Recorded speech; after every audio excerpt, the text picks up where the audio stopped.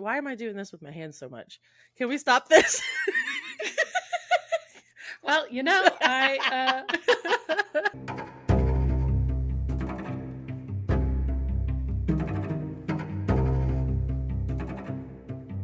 Hello, everybody, and welcome back to another special episode of Watching Now, where we are going to be discussing part 2 of season 2 of Wednesday. My name is Michelle. I will be hosting again today, and with me I have the beautiful Stephanie. How are you doing today? I'm doing great. I got my little moon necklace for I love it. little I got a moon shirt. lunar spooky vibes. Yeah, and my disco shirt with Oh, you're ready to party. I am disco. Oh, well, I do want to make it clear to our audience that there will be spoilers for this season of Wednesday. We are covering the second part that just released last week. So if you want to watch it without knowing anything, which I highly recommend, tune out now. Otherwise, we're going to go fully on into spoiler territory for season 2 of Wednesday. I'm going to get your general reactions first, Steph. What did you think as a whole of part 2?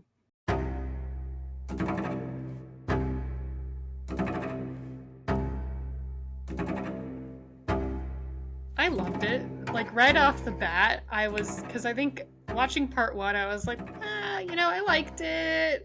I have a lot of unanswered questions, and then boom, bada bing, I was like, yes, like it was everything I wanted. I mean, granted, I knew we were gonna get answers, but still, it was super satisfying to have them. And it's made me excited for season 3. So Very much so. Yeah. Yes. I agree with you. I thought it was very well done. There are still a few plot holes. Overall, it was really well rounded. It really finished nicely. I thought how everything kind of came together and / ended was just great. Yes, chef's kiss. So getting into the actual questions, what did you think of the finality of the Grandmama, Morticia, and Wednesday dynamic and the fact that they had to all work together? I gotta stop. Why am I doing this with my hands so much? Can we stop this? Well, Anyway, the three of them, I'm just gonna sit on my hands. Here we go. Oh man.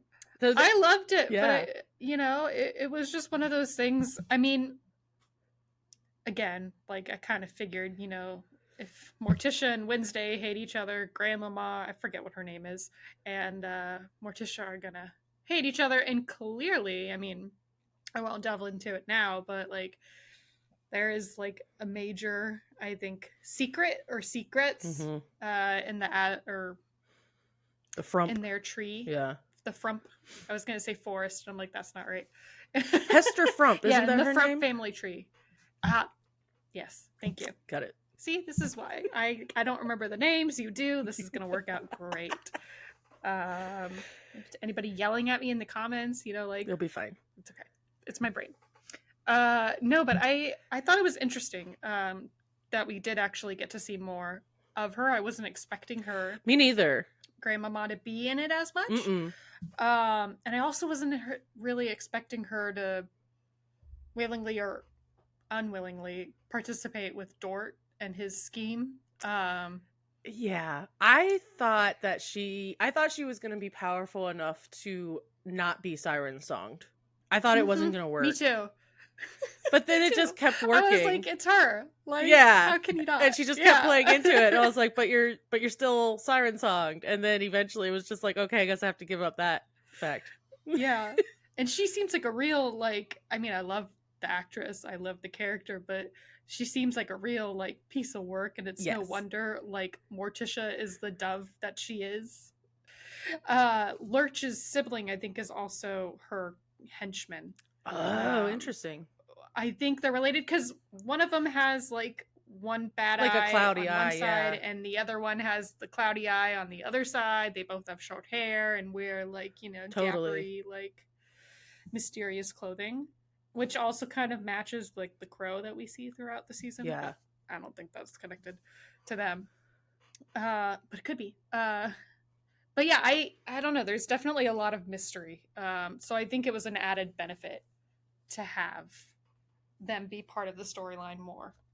Yeah, and they had to work through their issues and eventually work together. The face that Wednesday made when she had to touch hands with Morticia, she looked so appalled. This girl was just like disgusted. I didn't want to. Anything, any sorts of feeling, any emotion, anything. It's just like, nah, I'm good. Thank you, but no thank you. What do you think of Enid's path in part 2, I think? I mean, I love Enid. Yeah. So it breaks my heart. Yes. Character-wise and also like show-wise. How can the writers do this to Enid? But at the same time, I think it's needed because if everything was happy-go-lucky for Enid, then I wouldn't be as interested in her character. Yeah. So I like the idea and the dynamic of her being an alpha, and how that's kind of played into what will potentially happen in season 3. And also the dynamic, I know I've seen a lot of people talk about how they didn't like how her character was written this season, and it kind of like stepped away from who she was in season 1.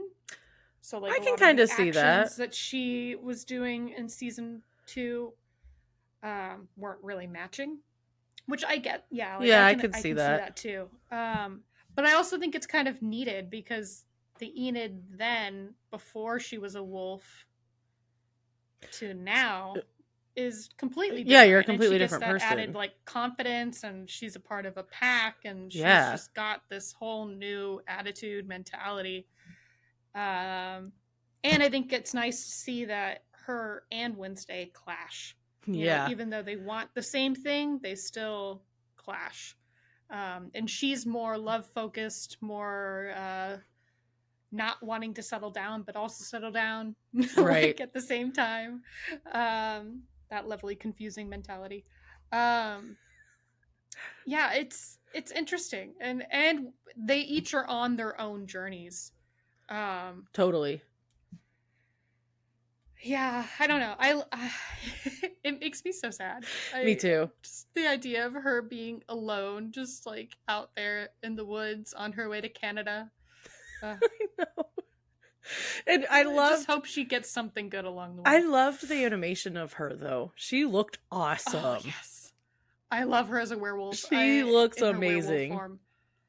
And I also, because I feel like in season 1, like I know we saw her wolf form, but I didn't remember it. So I was like, yes, we finally get to see a wolf form. Yeah. And then I also, I liked how the writers paid attention to the detail and the editing, and like everyone behind the scenes paid attention, because when Wednesday, spoiler alert, was in Enid's body, I liked how the wolf matched Wednesday and Wednesday's perspective and what she looked like and was meaner. So it was, I don't know, how badass is a wolf to have like pink and green and blue and their fur. I mean, it's a little, it reminds me a little of The Sims 4 werewolves. Okay. Not gonna lie. Like, but not as, a little meaner looking. But the idea that you can just like add whatever you want to your sim werewolf form. I was like, yeah, this is it. So it's create a sim for Wednesday. The Freaky Friday body switch episode was actually a lot of fun. I enjoyed it. It was the best. It was the best. Enid being Wednesday, or like Jenna Ortega being Enid being Wednesday. Phenomenal. It was great. They did a great job acting, and honestly, like all around the season for everybody, the acting was on point. I almost wore a pink and purple sweater that Enid would love, but it is 80 degrees outside, and I'm not sweating it out. So you just have to imagine. It's the one colorful thing I own. Everything is black, minus that. You and Drew, everything is black. And Rich coming for me, I'm in a black shirt. It's an easy color. I mean, I know I'm wearing white, but this is, it's Morticia and Ophelia There you go. coded. So. Oh, okay. So we did get a big spoiler about Ophelia at the end. Yes. I'm not too surprised, I'm not gonna lie. Oh no. Okay. No. Oh no. No. I knew she was coming. I was waiting. And I'm sticking to this, and I think I'm right. But I know for a fact that is my goddamn queen, Lady Gaga. That is her. I recognize that woman. Do you think it is? I think so. I think she's too big to be just a little like, yes, this is the teacher that we're gonna visit, and she's the ghost. Right. Which that was great. She looked fantastic. Yes. But I'm like, it's got to be more. It's either that or it's like Catherine Zeta-Jones in a blonde wig. Because they like to reuse people within the show. You know, we saw that with Jenna Ortega playing Goody Addams. You know, that's true. So it's possible, or maybe it's not even Lady Gaga. Maybe it's our Gwendolyn Christie. Okay, but she didn't look tall but enough. Her being in this part too was awesome. She really brought it. She did. I rewatched the first season before this actually because I was like, I want to get refreshed with her and what she was like. And having her back, it was like you dropped the penny, you picked it up, and it was right where you left off with her. Like it was perfect. She brought so much to this season, I feel like. Mm-hmm. And she was only in 4 episodes. Then the teacher, so we spoke about the music teacher last podcast episode. And she ended up not being bad. I don't know. I still don't trust her. I don't trust her. I think she is bad. The fact that she came in all like stealthily at the end next to Tyler and she's like, hey, I'm a werewolf. I know how to help deal with hides. And I'm like, what you trying to sell him? My father was like, a hide. My boyfriend, my ex-boyfriend who died was a hide. Like, wait. She did help Enid, though. So why do you think she would have helped Enid? I think cover. That's what it seems like. I feel like if anything, she wants Enid to be an alpha, to be like a target or bait or whatever, a story ploy, essentially. Or like in season 3, or something like a plot greater. Device for later because she could come back and say, "I helped you," or something. Because I don't think that they're, working with hides for the greater good. I think they're working with hides to sacrifice them for the greater good. Yeah, I would agree with that. And maybe there's some weird spell or some kind of curse or I don't know, something fate written in the stars about having like a hide and an alpha. Like interesting, put on this conflict, but I still don't trust her. So you can't trust all the redheads in this, but you can trust the good girl that I was so afraid of with her big beautiful eyes. Loved her in part 2. Are you kidding me? That dance breakout was so phenomenal. So great. When she became her own person and stopped being Wednesday, I loved that she came in with like a black braided wig. And she was like, yeah, I'm you now. I raided your closet. Like, right. Creepy. Thank you. Just what you want to walk in on. But I was waiting for her to get attacked by someone, like, thinking she was Wednesday. Yeah. But I did like her story development. I'm also curious, like, who her dad is, if her dad is of any importance, or her family. Like, yeah, because they kind of made that a big part of the episode. Mm-hmm. So, yeah, she was a nice surprise. And just the fact that I thought it was interesting too of how much time we spent with her. A lot. Truth be told. Like more, I feel like more so than Enid. Which is surprising to me. I would probably agree with that. Enid is such a pivotal character. Well, the pivotal character of this season was Isaac, our very own zombie pet. I just knew where you were going. I was like, we got a name. We did get a name. Slurp is Isaac. I literally yelled that at the TV when they were like, I saw Isaac. I know he's alive. And I was like, yes. So he didn't carry much for me for a while until he kidnapped Pugsley. But then when he was being such a dick to Pugsley, it was like, mystery meat, your favorite, like shoved the sandwich in his face. I was like, you could have just been grateful for him giving you sustenance. Like, what is that? What do you mean? Is it bad that I love the character Pugsley, but when he said that and during that scene, I was like, yeah, Pugsley, that's what you get for chaining him up. I was like, look at this beautiful man. You did this to him? Goddamn. Yeah. I mean, other people might tie him up also. But yeah, so his death, we found out, and major spoilers, we found out that his death was another in the hands of Morticia and Gomez. But was it somewhat warranted? The answer to that is yes. Yeah. I mean, yeah. Hi, let me just take your powers, Gomez, and almost kill you or hope to kill you. Right. So I can use it towards science. Yeah. That was insane. What do you mean? Yeah. Science. Science, I've got the sleeves for it. I actually really liked Isaac. I feel like part 1, it was like, yeah, it's a zombie. Yeah. He said a word and you're like, oh, that's cool to hear a zombie talk. And then part 2 came along and he's like, when he first approached Pugsley in the carnival haunted house at good old Pilgrim World. During their Dia de los Muertos festivities. Oh, Lord. So much whitewashing there. Oh, that's a lot, yeah. It was awful. But anyways, yeah, that whole scene when he first walks up to Pugsley and he's all like friendly and like, thank you, Pugsley, for doing, like, he wants to get out. I was like, it's one thing to have a zombie. It's a really bad thing to have a zombie that knows what he's doing and is capable to make good and bad decisions. And also knows who you are.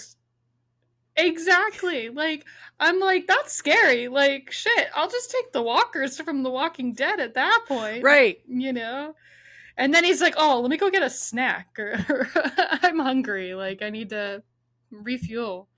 No, I actually, like, from a villain standpoint, I don't know. He was a bad character, but I don't see him as a villain. No. So to speak. He just happened to be doing bad things. And happened to be the sibling of Francoise. Oh my god. They had the creepiest relationship ever. Thank you for saying that. They had it was like Psycho, but for brother and sister. Yes, absolutely. I thought it was just me, but I was like, I realize I don't have any brothers, but like, I don't really want my sister that close to me. So like, No. If I were Tyler, I'd be like, I got a thing. He was way too supportive of any of that. Yeah, no, I think the whole Isaac Francoise storyline was really, really weird. And poor Tyler. Yeah, he really did put up with it for too long. Too much. What did we need the Francoise storyline for, though? Just to explain why Tyler is a Hyde, but we kind of already knew that.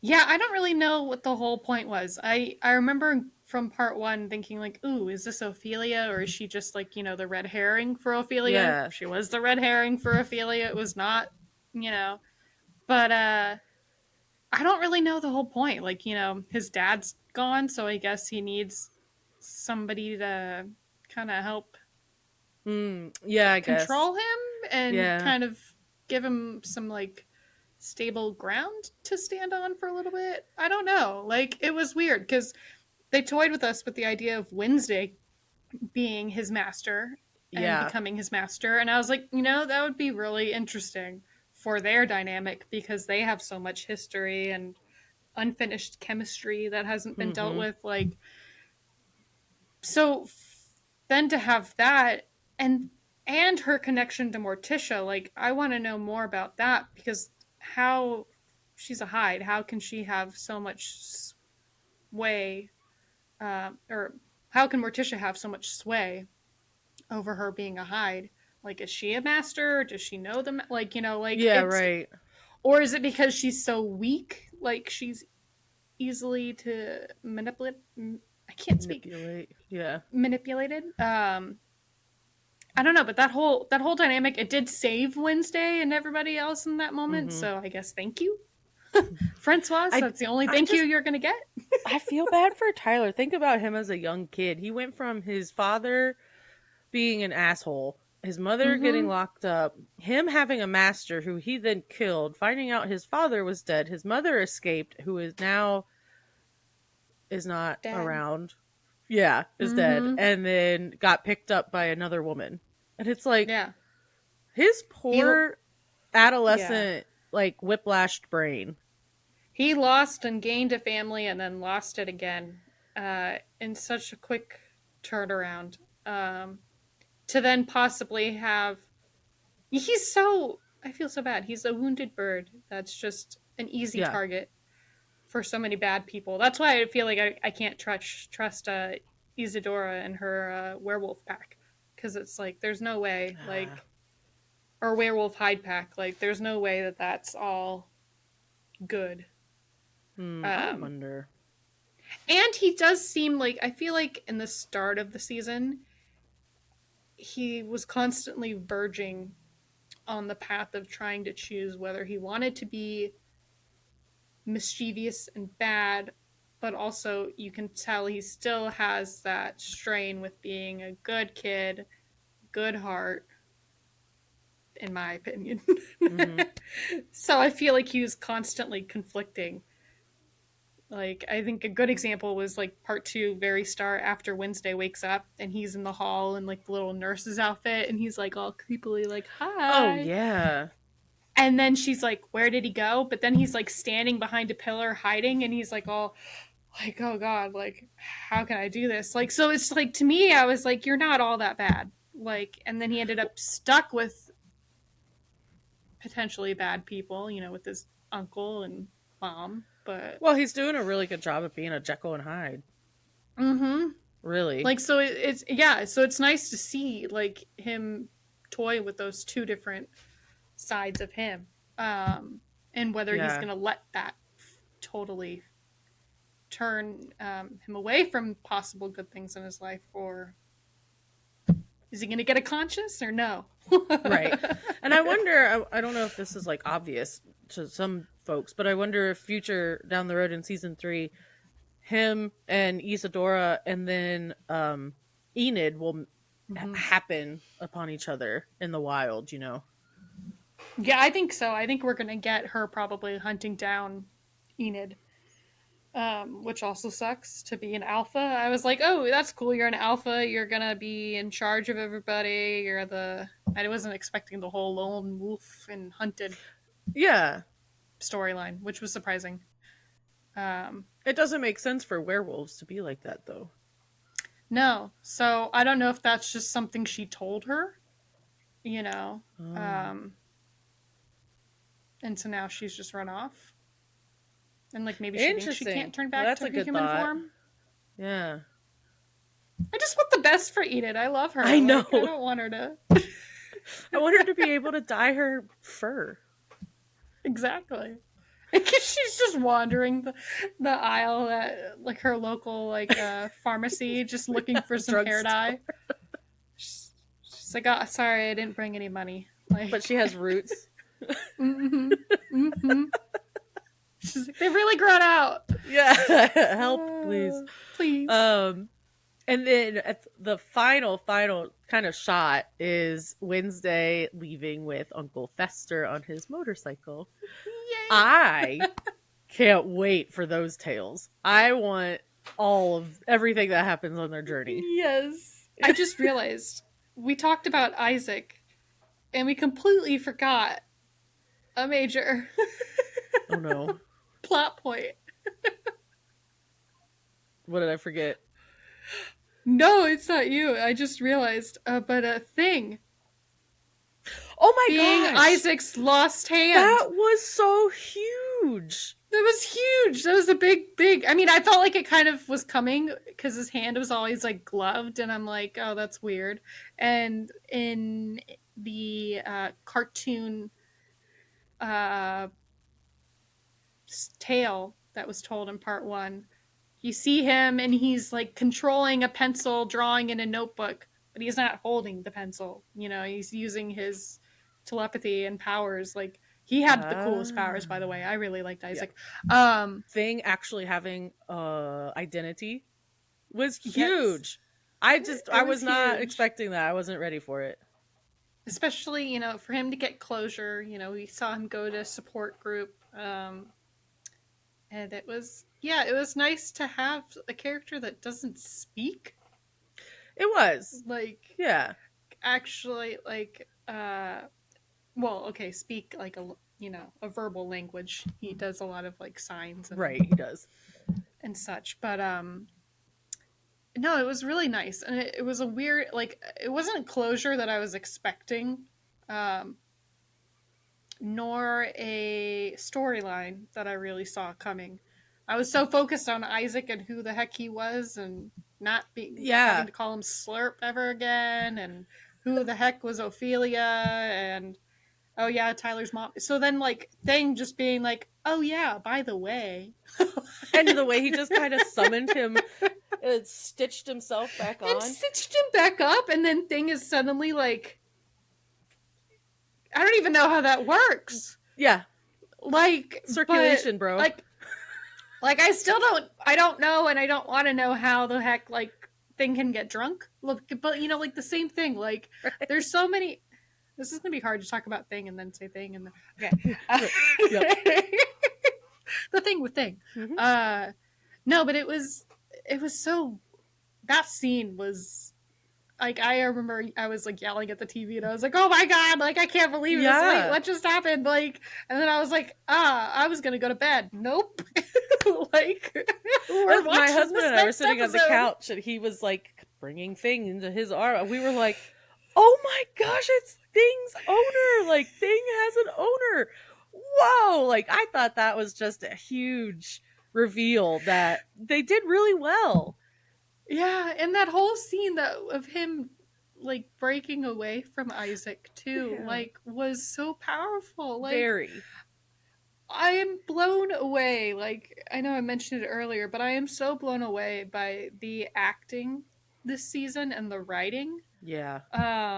In my opinion, like, I think they did a phenomenal job. There's so many different things and emotions conveyed, like, just through a hand, Yeah. like, which is phenomenal. To like the factor of, um, like, going back to the whole Morticia and Wednesday thing, like, without saying much, everybody was really focusing and relying Yeah. on their facial and their body language, and I really felt it. I felt like it was a really powerful. I thought Catherine Zeta-Jones had a very powerful scene when her grandmama and Wednesday were all sitting around the table and she was crying, retelling the story about Isaac and what happened and Mm-hmm. Gomez. Gosh, her acting in that scene just blew me away. I've been thinking about it all day and I finished it yesterday. She just blew me away.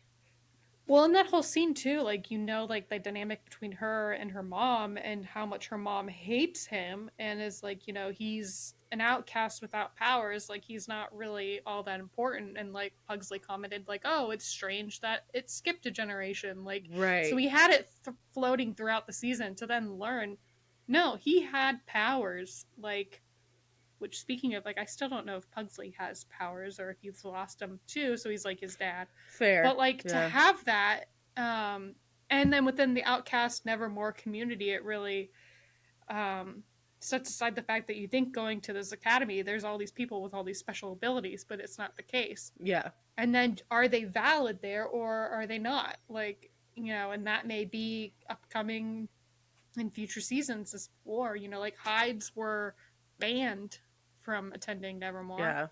Can they come back? Will Tyler eventually be a student at Nevermore? Or teacher. or a teacher, like, you know, like, so I really loved that story dynamic of finding out the truth of, you know, it wasn't just that they killed Isaac for, No. you know, shits and giggles. That was his best friend. He was betrayed, yet he still had some admiration for him. He's like really a kind soul, you know, he's forgiving, he's Yeah. How?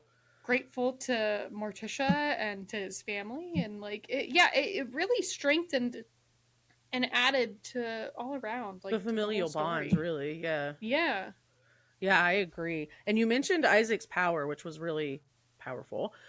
But So cool. I want to talk about Principal Dort's power, actually. It was wild. He Oh. incinerated somebody with his hands. Spontaneous combustion. It was like straight up Shit. Vulcan pinch, but it was fire. And then just threw him in the Yes. fireplace. Yes. And then poor Bianca just like standing there in like petrified fear of like, what the fuck did I just witness? Right. And you know, we were talking last part, about Dort, because I was like, it's Dort. Like, what's Yeah. his motives? I was not expecting him to be such a baddie. Like, truth be told, like I just thought he was going to be a wimp baddie, which he kind of was, but really wimpy and like Oh, he was kind of pathetic. like a And mob boss. he was unexpected, Yeah. and I loved the whole backstory on the whole siren song and that whole community. I thought that was really nicely tied together because Yes. it gave a point to an unnecessary plot line that I felt, even though it was mentioned in season 1 and dealt with, like, And the way but that they having had to all work together to basically bring him down. And I think and I'm that not was going a to remember great his scene. name, but Enid's boyfriend from last season, the Medusa snakes. I love his ability That with that. was, yes, that was great. That whole scene, like, it was very satisfying to Very watch smooth. unfold because it was hard to watch Bianca go against what she, at the end of season 1, phrased that her new values were, that, you know, she Right. wasn't going to use her ability, and yet she was forced to, you know, stuck in the whole morning song cult, you know, just like her mom. And again, um so it was great to see that kind of to see Wednesday work against that, and Yeah. work with everyone to get that unfolded. Like that whole dance scene too was fantastic. I wanted to ask you what you thought about that, since we had such an iconic dance scene from season 1, then we got this iconic one from Enid and creepy lady, but super cool lady. I thought she nailed it. It was great. And it was the new song Oh, from Lady Gaga. yes, it was great. I loved it, and I really liked, like, as far as like costume and set design goes, like I really loved that whole scene and how they Yep. set up everything. No, I loved it, and I loved it not just being a performance, you know, like, or like in part 1, like, you know, they're at a dance. Like I liked that it had a purpose, Yeah. um, and just to watch that satisfaction uh, of her turn invisible, steal the pocket watch necklace thing, Brilliant. take it, and just like that whole thing, like it was so brilliant. To then have him come in and, you know, stone him and then him get crushed And by a he's the one that set chandelier. fire to it, wasn't he? Yeah. Yeah. So it's like to watch all of this man's like wrongdoings kind of come unfold. Like it would have been nice to see him go to jail or something, you know, like be lugged off, but like what are you gonna Nah. do? You can't take him to Willow Hill, so where's he gonna go? Yeah, it was surprising It to was. say the least. He And just it was a great performance that we needed. So he just grabbed that yeah. guy's shoulders and incinerated his ass. Oh Lord. I That was was like, that was great. And oh then he just threw dang. him in the fireplace. Yep. Like, oh yeah, it's just part of the Decor. stonework. It's just it's part of that. We've got a taxidermy, you know, raven over here and a skeleton in the fireplace. I loved when Principal Weems sat down in her office chair after the sheriff had left, and she was like, "Ah, I get my office back." Yes. Oh, I kind of wanted her to be able to be like granted, like, yes, you can come back to the living. Right. But no. All in all, I think, I mean, it was great. Me and my husband sat there, we were like, yes, very good. Yeah. Very good. It was all around a good season. It had so many cliffhangers, like we talked about, the whole Fester and her going on a scavenger hunt to find her good friend Enid, like, which I don't know if that's going to be season 3 and if we're not really going to see Nevermore a whole lot. Like, I don't know how it's going to work.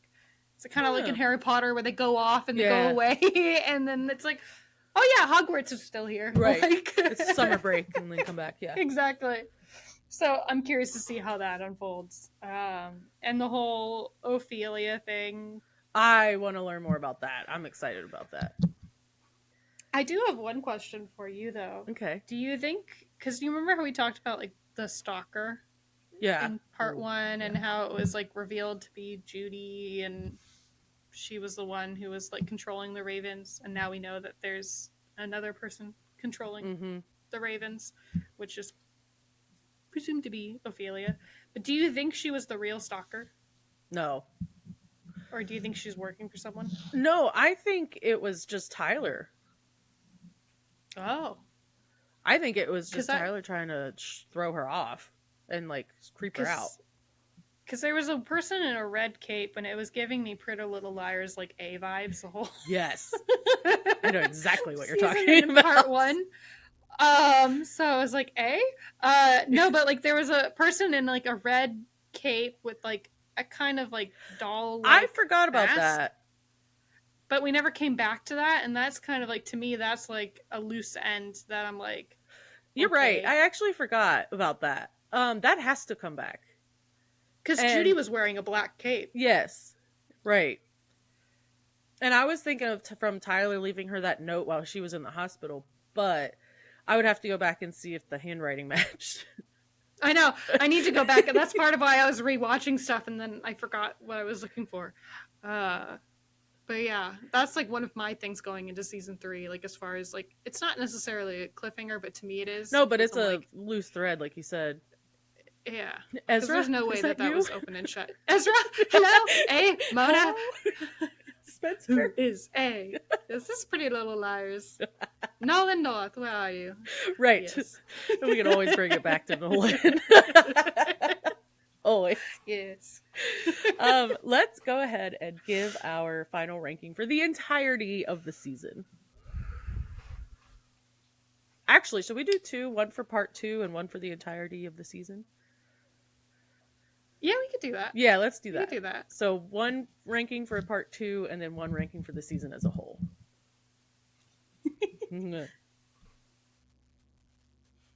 Okay. So for part 2,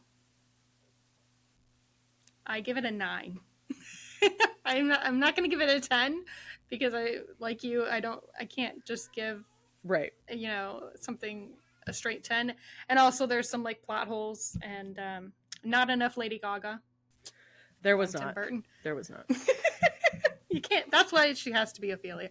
But I think, yeah, overall, it was a really good season. And in part 2, like, it satisfied for the most part, all the questions I had remaining in part 1. Gave us a lot of good moments, a lot of great reveals, great costumes. I hope it wins something for set design and costumes. Me too. And I never thought I'd see Wednesday wearing bright pink dancing and getting a rash. I will rewatch that episode over and over again. That was a great episode. But as a whole, I feel like, okay, as a whole, I think it's like, this is a weird rating. 8.75 out of 10. I was about to say 7 3/4. 8 3/4. Last time I was like sick at 7.5 and 8, and I'm like, okay, let's bump it up. 8 3/4. You're 1 away from Harry Potter. Yes. I think I would agree with you. Part 2 definitely was better to me than part 1. maybe intentionally, I don't know, because you have to have everything wrap up in part 2. But part 2 for me, definitely an 8 out of 10. And then the season as a whole, honestly, I think an 8 out of 10. Yeah, I think it was. It wrapped so well. Like everything was, I don't know, I just really enjoyed it. It was great TV. Tim Burton was phenomenal. Oh, it was really good. I was fearful at the start with part 1 because I was like, oh, it's Disney-fied, and I was watching part 2, and I'm like, no, it's not so much. It's not at all. Like, and I saw so many different things that were like remnants of past Tim Burton works. Yeah. So I was like the whole moth thing. I was like, Corpse Bride. I was like, oh yes. Like, so there's just Tim Burton. You deserve all the awards. All of them. All of the awards. And Danny Elfman. I love that he brings Danny Elfman back for the music. Oh, so yes. good. There's so many good factors. So good. All around. Can't wait till season 3. Don't know when that is. Nope. Can't wait. We are waiting. Thank you for being here, Stephanie. Yes, thank you for having me. Yeah, let's wrap it up with where folks can find you. If they want to. You can find me on socials. I typically use like the handle like judging since day one or judging since day one. So you can find me on Instagram, Twitter. She is the number Couch one. Soup. I do sometimes person. write. I am the judge. But I am not a judgy person. Sorry. Here comes the judge. No. That was from a TV show. Can we do an announcement, like a wrestling announcement when you come into the room? Can we like play music and someone over a microphone? Here comes the judge! The judge! Are you ready for your judgment? Court is now in session. And it's you just walking into the room. Honestly, that would be the bar. If I ever opened a bar, it would be called the courtroom. Yeah, I mean, brilliant. Mm-hmm. Yes. Hopefully there aren't any, like logistical issues with the naming. Please. We'll find out. But, we'll find out. It would be great. That would be brilliant, yeah. And then I am Michelle. I am here at Couch Soup. I'm the community manager. I run all of the Zooms and the AMAs and some podcasts, and I do the weekly newsletter and all sorts of good fun stuff. We're all very nerdy, and we are also doing Star Trek watching right now. We're wrapping that up this week. And then we also have an Alien Earth watching now happening every week. Yes. So if listen wherever you listen to your podcast, or you can watch them all on couchsoup.com or Couch Soup's YouTube. They're all there.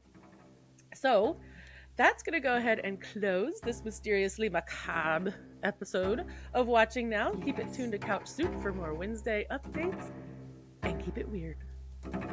Bye.